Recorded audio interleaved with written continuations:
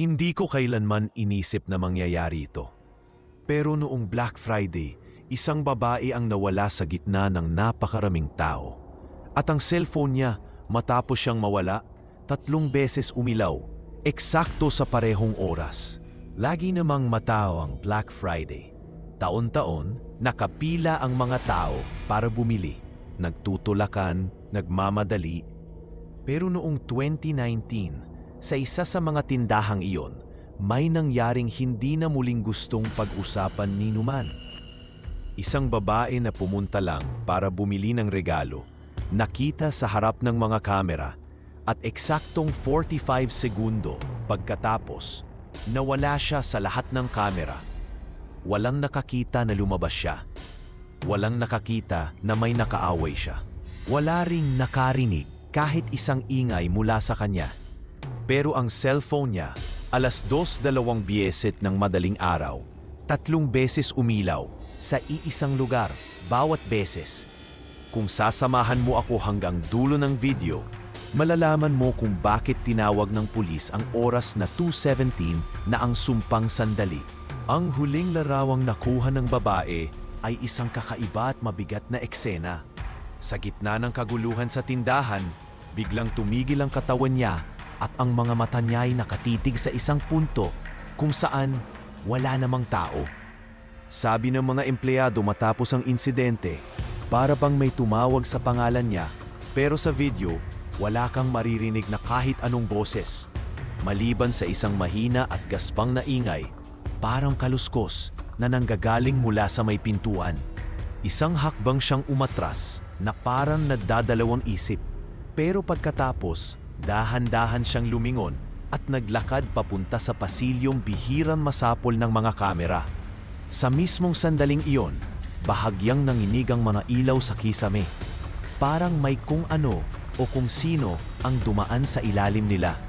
At ang eksenang ito, ang huling malinaw na larawan niya na mayroon tayo. Ang pasilyong pinasukan niya ay nasa likod mismo ng electronics section.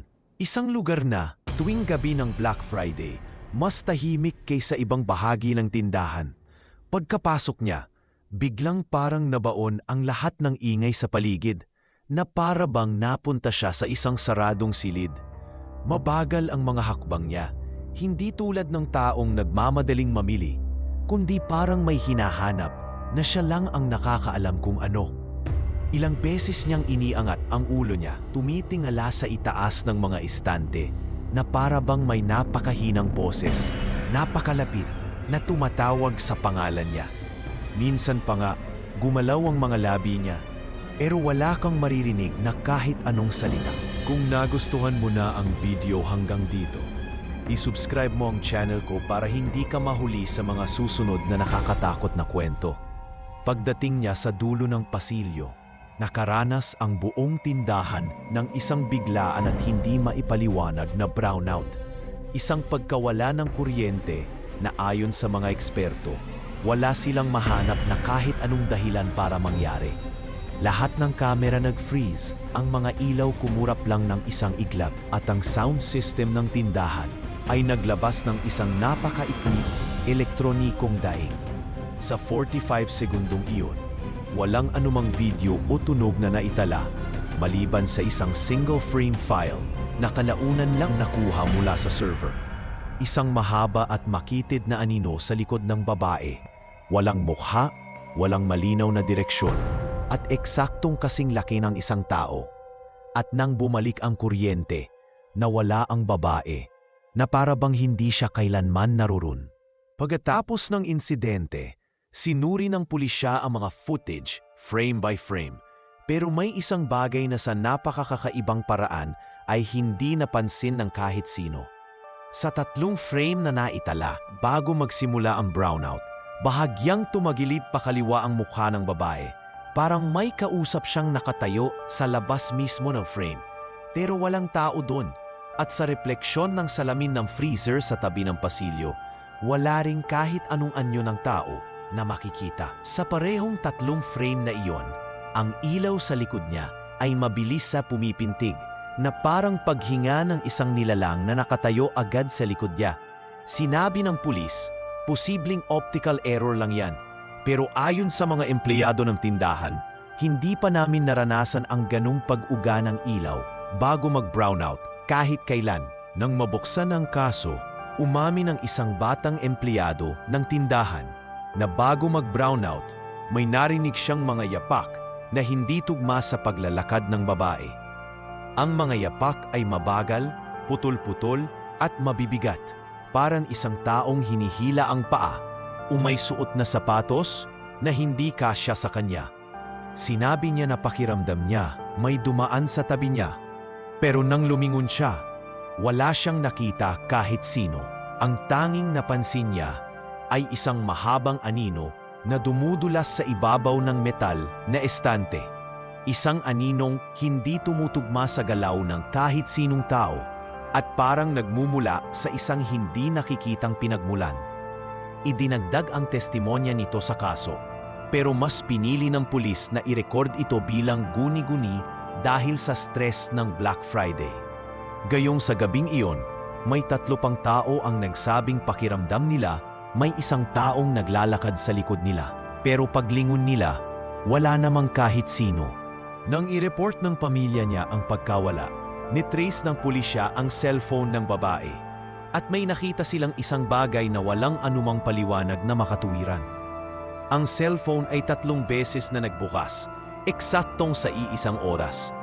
2:17 ng madaling araw. Hindi 1 minuto pa una, hindi 1 minuto pa huli. Bawat beses ilang segundo lang ang pag-ilaw ng screen na parang may dumampi lang sa telepono para paandarin ang display. At sa 3 pagkakataong iyon, iisang lokasyon lang ang pinanggalingan ng signal, ang abandonadong bodega sa likod ng tindahan. Isang lugar na walang opisyal na pasukan, matagal nang ipinahihinto ang gamit at idineklarang sealed sa loob ng maraming taon. Sinabi ng pulis, malamang glitch lang ng system. Pero bakit 2:17 lang? Bakit sa mismong gabing iyon? At bakit mula sa isang lugar na ni mga empleyado bawal pasukin? Nang sa wakas, binuksan ng security ang pinto ng bodega, isang malamig na espasyo ang sumalubong sa kanila. Puno ng alikabok at may kakaibang amoy ng lumang halumigmig. Walang kahit ano roon, maliban sa isang lumang CCTV camera na hindi dapat gumagana. Pero ang maliit na ilaw sa ibabaw nito ay kumukura, na parang isang aparatong kakagising lang. Iisa lang ang laman ng memorya ng camera. Isang video na 43 sekundo nang nanginginig na kuha mula sa sahig ng bodega. At sa huling frame, isang paa. Isang paa lang. Paa ba iyon ng babae? Paa ng isang hindi kilalang lalaki? O isang bagay na parang tao, ngunit ang anino nito, hindi hugis tao? Agad itong classified ng pulisya at hindi pinayagang ilabas. Pero ayon sa ilang empleyadong aksidenteng nakakita ng ilang frame, yung paang yon, hindi mukhang nakahiga, parang naghihintay. Sinabi ng night guard ng tindahan na pagkatapos ng insidente noong gabi ng Black Friday, may nakita siyang isang tao na naglalakad sa paligid ng bodega. Kahit sarado na ang tindahan at wala nang dapat na tao roon. Ayon sa kanya, itim ang suot ng taong iyon at ang mukha nito ay natatakpan ng isang puting maskara. Pero ang pinakakakaiba ay ito. Nang sumigaw ang guard ng, "Hoy, sino ka?" Hindi ito lumingon, hindi tumakbo, kundi dahan-dahang dumulas sa likod ng isang container at naglahong parang usok. Sumpa ng guard ang narinig niya ay hila o kaluskos ng kung anong bagay sa sahig, hindi tunog ng totoong mga hakbang. Pero tinanggihan ng pulis ang ulat niya gamit lang ang isang linya. Guni-guni dahil sa pagod. Samantalang walang kahit sinong nagtanong kung bakit. Eksaktong sa sandaling iyon, pangalawang beses umilaw ang cellphone ng babae. Nang suriin ng mga data specialist ang lokasyon ng 3 beses na pag-ilaw ng cellphone, natuklasan nilang bawat beses ay galing ito sa magkaibang puntos, ngunit magkapalapit. 3 puntong kapag pinagdugtong sa mapa, bumubuo ng makitid na tatsulok. At ang gitna ng tatsulok na yon ay tumuturo diretso sa lumang air vent sa basement ng tindahan. isang lugar na matagal nang nakasara at nakalimutan. Ibig sabihin, may isang tao o isang bagay na gumagalaw kasama ang telepono sa mga distansyang tila sinadyang kalkulahin. Sa buong panahong ito, hindi nakita ang babae sa loob ng tindahan, hindi rin sa labas, pati sa mga outdoor cameras. Wala. Parang gumalaw siya sa isang rutang hindi sakop ng kahit anong kamera.